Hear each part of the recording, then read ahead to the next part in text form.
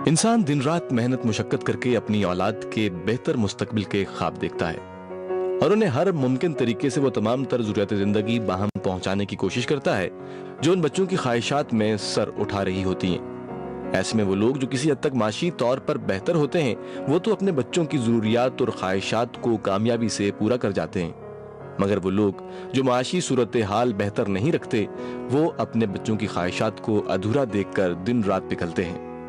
खिलौनों की दुकान पर बच्चे का दिल मरने से कबल वालिदैन का दिल मर जाता है कि काश बच्चे की फरमाइश पूरी की जाती। ऐसे में अगर अच्छे खिलौने बच्चे की ज़हनी और जिस्मानी नशोनुमा को देखते हुए कम कीमत के किराया पर मिलने लगे तो यकीनन इसमें तमाम वालिदैन के लिए खबर बखैर है। आज का खबर बखैर भी मेरा खिलौना के गिर्द घूमता है। ये तो आप जान चुके कि मेरा खिलौना खिलौनों से मुताल्लिक है, लेकिन ये है क्या, इसे कब और क्यों शुरू किया गया और इसके अगराज व मकासिद क्या थे, ये सब हम जानते हैं मेरा खिलौना की फाउंडर अल्फिया हुसैन से। ये शुरू इस तरह से हुआ कि मैं I am a mother of 3 kids, मैं 3 बच्चों की वालदा हूँ। तो मेरी सबसे छोटी बेटी जो जब 3 साल की थी उसका प्री स्कूल का वक्त आया तो मुझे एहसास हुआ कि जो है लर्निंग पेपर पेन और से ज़्यादा जो उसकी जो फास्ट लर्निंग होगी उसको एजुकेशन टॉयज़ दे के लर्निंग होगी। तो मैंने मार्केट में जाके और कज़न से कह के बाहर से काफ़ी सारी चीज़ें इकट्ठा करना शुरू कर दी कि उसको स्कूलिंग में थोड़ा सा आसानी मिल जाए, जिसमें बेसिक शेप्स कलर्स वगैरह जो होता है उनका वो अंडरस्टैंडिंग उसकी डेवलप हो। करते करते मेरे पास एक स्टॉक पाइल ऑफ 30+ की कुछ चीज़ें जमा हो चुकी थी। Obviously they were all of very high value और ऐसी चीज़ें थी कि जो मैंने सोचा मैं किसी को अपने रिश्तेदार को दे दूं, मगर फिर दिन मेरी दूसरी बेटी भी थी जिनको बाद में उनको ज़रूरत होती और ये भी मुझे पता था कि किसी को दूंगी तो उस शक्ल में वापस आएगी नहीं, तो वो भी एक चीज़ रूल आउट हो गई। तो मैंने कहा और बच्चे जब वो इस एज में जब 3 साल के होते हैं तो उनकी जो रिक्वायरमेंट होती है कि वो हर चीज़ से बोर बहुत जल्दी हो जाते हैं, तो उनको कांस्टेंट कोई ना कोई चीज़ एंटरटेनमेंट के लिए चाहिए होती है। तो ये चैलेंज आपका हमेशा ही रहता है कि अगर आप उनको नहीं देंगे तो किसी और चीज़ के लिए डाइवर्ट होंगे। अनफॉर्चुनेटली इस ज़माने में जो है डाइवर्जन मोबाइल फ़ोन्स की तरफ ज़्यादा है। ठीक है, मोबाइल फ़ोन्स हो गया, टीवी हो गया। अब जब हम लोग छोटे थे तो टीवी भी मुश्किल से 1 घंटा कार्टून आता था, उसमें हम सबर शुगर से देख के जो है हम अपने नीचे खेलने चले जाते थे, मगर वो एलिमेंट भी मेरी बेटी के पास या हमारे बच्चों के पास नहीं होता, क्योंकि अब 24 आवर्स आपको कार्टून चैनल आ रहा होता है। बच्चा जब चाहे मर्जी से कार्टून खोलता है, फिजिकल नीचे वालिदैन भेजना नहीं चाहते क्योंकि हालात ऐसे हो गए। तो बहुत सारी चीज़ें डायनामिक्स चेंज हो गई हैं, तो और मोबाइल फ़ोन से मुझे उनको दूर ही रखना था। तो करते करते फिर मैंने कहा कि अब मैं करूं तो क्या करूं। नए खिलौने ऑब्वियसली और लेना एक्सपेंसिव भी साबित हो रहा था, तो मैंने कहा कि अगर मैं इन जो मेरे पास जो चीज़ें अवेलेबल है अगर मैं उसको रेंट करूं, और क्योंकि मैंने खुद हैंड पिक की हुई है और मुझे पता है कि इसकी कितनी वैल्यू है, तो मेरे जैसे और भी पेरेंट्स होंगे आई एम श्योर जो इसको अप्रिशिएट करेंगे। ये करके मैंने आइडिया टेस्ट इस तरह से किया कि मैंने जो मेरे पास जो चीज़ें थी उनकी मैंने पिक्चर्स ली, मैंने एक सिंपल PDF फाइल बनाई, उसके ऊपर मैंने एज लिखी, टाइम ऑफ प्ले लिखा और थोड़ा सा डिस्क्रिप्शन दिया कि ये खिलौना आपके बच्चों को ये बेनिफिट देगा। वो मैंने PDF 30 टॉयज़ की मेरे जो ग्रुप के अंदर फैमिली और फ्रेंड्स में सर्कुलेट की। करते करते ये हुआ कि लोगों का रुझान हुआ, लोगों ने कांटेक्ट करना शुरू किया और फिर उनको समझाया कि ये मैं रेंट पे दूंगी। मैं फिर एक पूरा सिस्टम हुआ। पहले शुरू में मैं कभी कभार खुद भी जाती थी डिलीवरी करने, मेरे हस्बैंड भी जाते थे इन द इनिशियल डेज जब तक हमने एक स्टेबल नहीं हुआ था।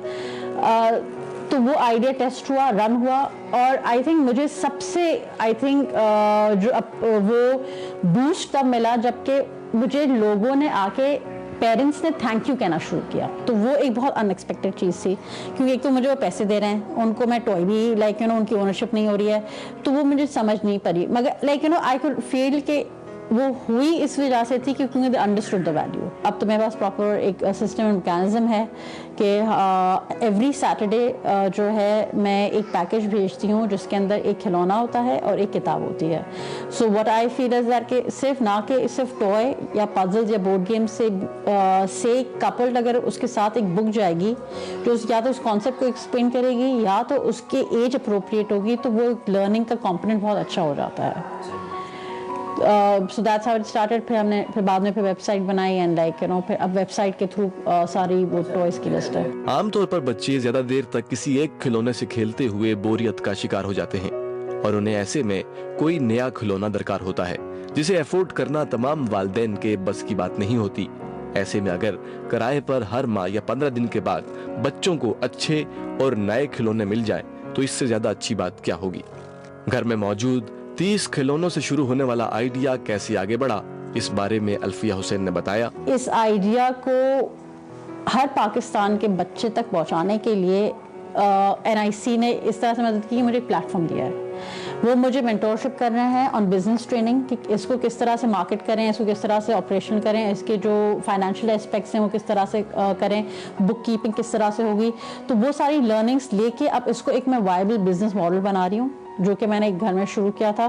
और इस बिजनेस मॉडल का अब मीडिया के थ्रू लिंकेज हुआ है, तो वो अब सोशल मीडिया के थ्रू लोगों को बहुत पता चलना शुरू हुआ है। तो द आउटरीच मेरी बहुत ज़्यादा बढ़ जाएगी। और अब जो एम है कि ये हम जो है एटलीस्ट 5 शहरों में पाकिस्तान के हम ये पहुँचाएँ और एटलीस्ट 5 शहरों के बच्चों को जो है ये चीज़ अवेल हो कि वो अपने पसंद के टॉयज़ एक ऐसे बजट पे, जैसे मैं ही मंथली सब्सक्रिप्शन 1200 रुपये, तो बेसिकली 300 रुपीज़ पर वीक में आप बाहर का इंपोर्टेड टॉय जिसमें रावन्सबर्गर है, हैश पेरो है, फिशर प्राइस के टॉयज़ आप अपने घर पे खेल सकते हैं, जो कि आपको मार्केट में एक अगर आप ये सर्च करने जाएंगे आपको टॉयज़ मिलेगा भी नहीं, आपको इम्पोर्ट ही करवाना पड़ेगा। उसकी कॉस्ट आपको 4 से 5 हज़ार से कम नहीं पड़ेगी।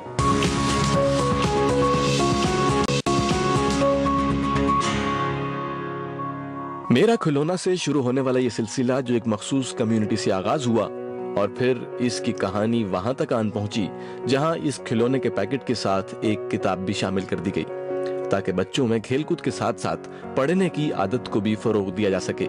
यही वजह है कि अब खिलौनों के पैक में बच्चों की दिलचस्पी को मलहूज़े खातिर रखते हुए एक किताब का भी इजाफा कर दिया गया है। मौजूदा हालात के पेश नजर हर किसी का सवाल है कि इस्तेमाल शुदा चीजों में कैसे हाइजीन का ख्याल रखा जा सकता है। ये बात कैसे काबिल यकीन है कि किराए पर हासिल किया जाने वाला खिलौना जरासीम से पाक है और उसे हिफाज़ाने सेहत के उसूलों के ऐन मुताबिक पैक करके दूसरे बच्चे तक भी पहुंचाया गया है। इस हवाले से खुर्दबीनी हयातियात की माहिर एक खातून ने बताया, पहला तरीका जो बचाव का है तो वो है हाथ धोना, और जरूरी नहीं होता कि आप सिर्फ हाथ को साबुन से ही धोते रहें, तो इसलिए पानी से भी अगर हाथ अच्छी तरह धो लिए जाते हैं तो भी उससे ये जो बैक्टीरियल इन्फेक्शन का या जो कंटेजियस डिजीज जो आपने सवाल किया उसके बहुत कम चांसेस रहते हैं।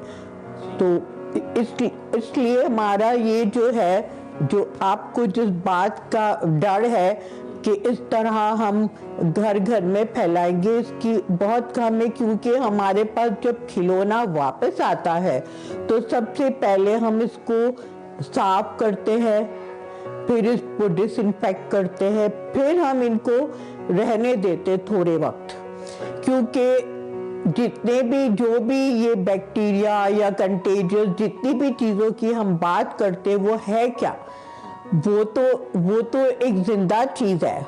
जिंदा चीज को खाना चाहिए, जिंदा चीज को पानी चाहिए, उसके बगैर ना हम और आप जिंदा रह सकते हैं, ना ही कोई बैक्टीरिया, कोई वायरस, कोई चीज जिंदा नहीं रह सकती। पानी तो बहुत बड़ी जरूरत है। तो यहाँ पर जो हमारे ये जितने खिलौने हैं उसमें जब बच्चा यूज भी इस्तेमाल कर रहा होता है और जब हम रख रहे होते हैं, सबसे पहले तो ये जो उसका सरफेस या सतह होती है वो ड्राई होती है या उस पर पानी नहीं लगा होता, तो उसमें भी ये सब ऑर्गेनिज्म के या बैक्टीरिया के रहने के चांसेस नहीं होते। मेरा खिलौना के प्लेटफॉर्म से निकलने वाले तमाम खिलौनों को प्रॉपर स्टरलाइजेशन के मरहले से गुजार कर दूसरे बच्चे तक पहुंचाया जाता है। इस प्रोसेस को किस तरह से फाल अंदाज में किया जाता है, इस हवाले से बताया गया। तो इसके लिए जब हमने ये प्रोग्राम शुरू किया या हमने ये सोचा कि अब हम मेरा खिलौना के नाम से एक करें और इन सब खिलौनों को किराए पर दे और लोगों में डिस्ट्रीब्यूट करें, तो हमारा सबसे पहला जो कंसर्न था या हमने जो चीज़ मद्देनज़र रखी वो यही थी कि हमारे इस खिलौनों की वजह से कोई बीमारी ना फैले। तो उसके लिए हमने जितने पहले खिलौने लिए उनकी हमने स्क्रीनिंग की। वो इस तरह के, मैं कुछ खिलौनों को हमने ऑटोक्लेव किया, कुछ खिलौनों को हमने डिसइंफेक्ट किया। तो इस तरह से हमने पूरा एक रिसर्च प्रोजेक्ट हमने इनिशिएट किया था डॉ इंस्टीट्यूट ऑफ मेडिकल टेक्नोलॉजी में, जहाँ पर मैं वाइस प्रिंसिपल थी और मेरे स्टूडेंट्स ने भी उन चीज़ों में मुझे मदद की थी। तो बहुत से जो ब्लॉक्स वगैरह थे वो तो ऑटोक्लेवेबल थे, तो उन ऑटोक्लेव हुए। जहाँ तक पजल्स वगैरह का ताल्लुक था उनको हमने देखा कि 10% 70% अल्कोहल जो है वो एक बहुत ही बेस्ट मेथड होता है जो हर जगह यूज़ होता है। इवन हॉस्पिटल्स वगैरह में भी जब वो डिसइंफेक्ट करते हैं या स्टरलाइजेशन बेसिक चाहिए होती है 70% अल्कोहल, तो हम उनके भी वाइप्स ले रहे होते हैं। फिर हमारा जो ये होता है ब्लीच, 10% ब्लीच, या फिर हम, क्योंकि अगर हम 10% ब्लीच यूज़ करते हैं तो कुछ खिलौना कलर्स वगैरह का मसला होता है, मगर 1% ब्लीच से भी कभी हम इनको साफ करते हैं। दूसरी बात ये है कि हमने जो हमारे जो खिलौने अब तक हमने जहाँ पे भी दिए वहाँ पे हम लोगों को ये भी एजुकेट करते हैं कि हाथ धोना। और क्योंकि ये ज़्यादातर पाकिस्तान में जा रहे हैं और यहाँ पर मुसलमानों के घरों में जा रहे हैं, और मुसलमानों के घरों में ये एक बड़ा है कि वुजू के लिए खाने से पहले खाने के बाद लोग हाथ धोते ही है, और ये बच्चों में भी आदत है ही हाथ धोने की। तो इसलिए, और आप मीडिया पे भी देखते हैं कि सबसे पहले वो ये कहते हैं कि पहला तरीका जो बचाव का है तो वो है हाथ धोना।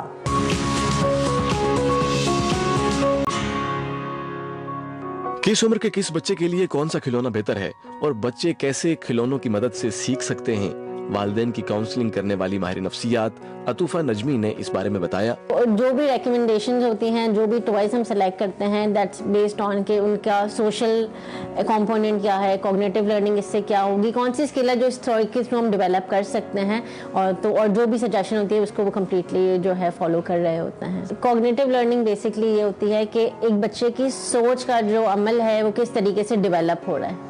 ठीक है, एक बच्चा जब हम बिल्कुल बचपन से देखें तो आहिस्ता आहिस्ता उसके अंदर चेंजेस आ रही होती हैं, आहिस्ता आहिस्ता वो चीज़ें लर्न कर रहा होता है। तो जो लर्निंग का कंपोनेंट है, थिंकिंग का कंपोनेंट है, ये तमाम कंपोनेंट जो है वो कॉग्निटिव लर्निंग के अंदर आ रहे होते हैं। जो बेस्ट एक्टिविटी सजेस्टेड है जो कि हमने देखी है वो होता है पजल मेकिंग। पजल मेकिंग एक ऐसी एक्टिविटी है कि जिसके अंदर हमारा जो कंप्लीट ब्रेन है, वो पूरा ब्रेन जो है वर्क कर रहा होता है, कि वो सीख रहा होता है कि अच्छा ठीक है कलर से कलर मैच करना है। ये जो पार्ट है, ये इस पार्ट के अंदर मिसिंग पार्ट है, इसकी आईज मिसिंग है, इस कैरेक्टर की डॉल है मगर डॉल की आईज नहीं है। ओके, तो आईज का पजल कहाँ पर है, मैं वहाँ कहाँ से ढूंढूँ उसको, उसके साथ मैं इसको ज्वाइन करूँ। तो पजल है, इस तरीके की चीज़ें हैं, लेगोज हैं, ब्लॉक्स होते हैं। इनिशियल ईयर्स के अंदर बिल्डिंग ब्लॉक्स बहुत ज़रूरी होते हैं। बच्चे ने एक के ऊपर एक रखा, उसने लर्न किया कि अच्छा टावर तरीके से बनता है।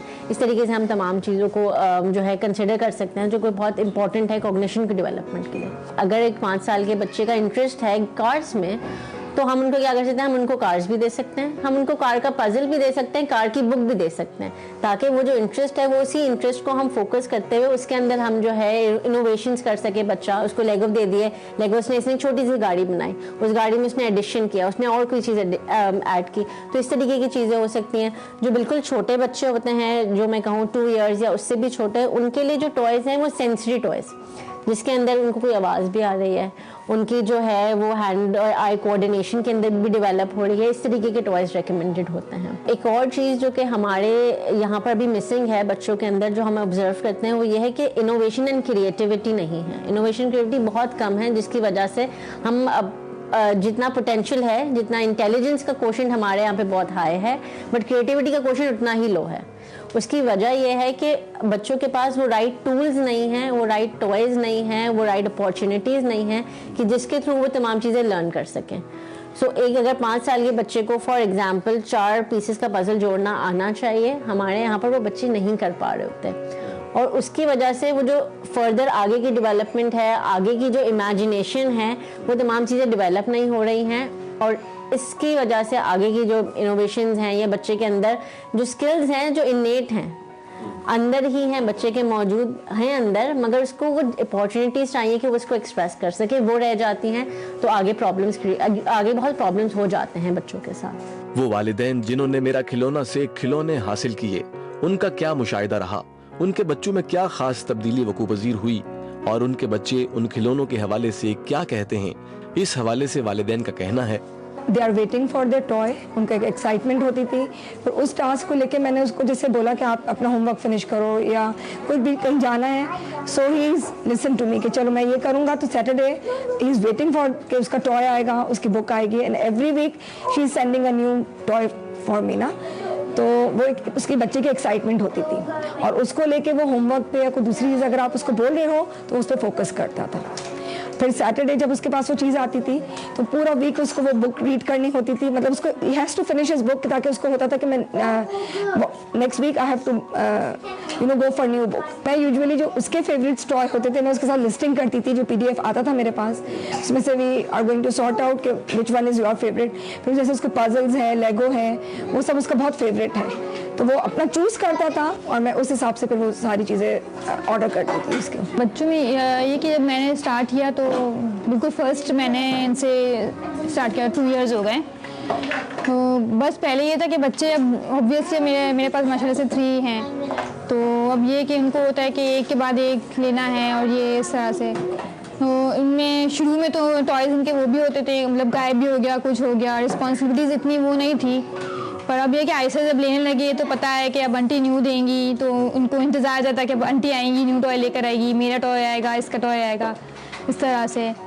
तो आहिस्ता आहिस्ता इसमें फिर वो केयरिंग की भी इनकी आई, रिस्पॉन्सिबिलिटी एक आई कि भाई हमें केयर करना है टॉय का, सही से उसको पैकअप करके रखना है, और इनके अंदर फिर रिस्पॉन्सिबिलिटी एक आ गई, एक डेवलप हुई।